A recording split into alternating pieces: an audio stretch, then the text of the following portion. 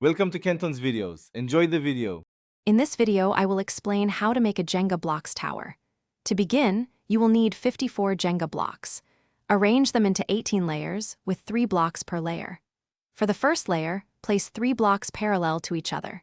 For the second layer, place 3 blocks perpendicular to the first.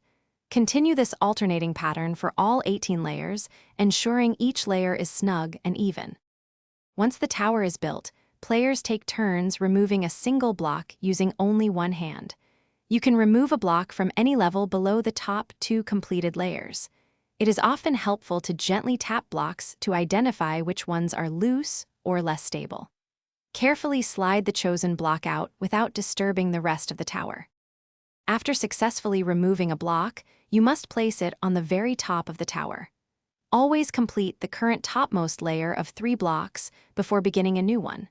Remember to maintain the alternating perpendicular pattern for these new layers, just as you did during the initial setup. This process makes the tower progressively taller and more unstable. The game continues with players taking turns removing and placing blocks until the tower eventually falls. The player who successfully removes a block and places it on top without causing the tower to tumble is the winner. Conversely, the player whose action causes the tower to collapse is the loser. Jenga is a fun game for 2 or more players, often lasting about 10 to 15 minutes. Thanks for watching. Consider subscribing if we helped you.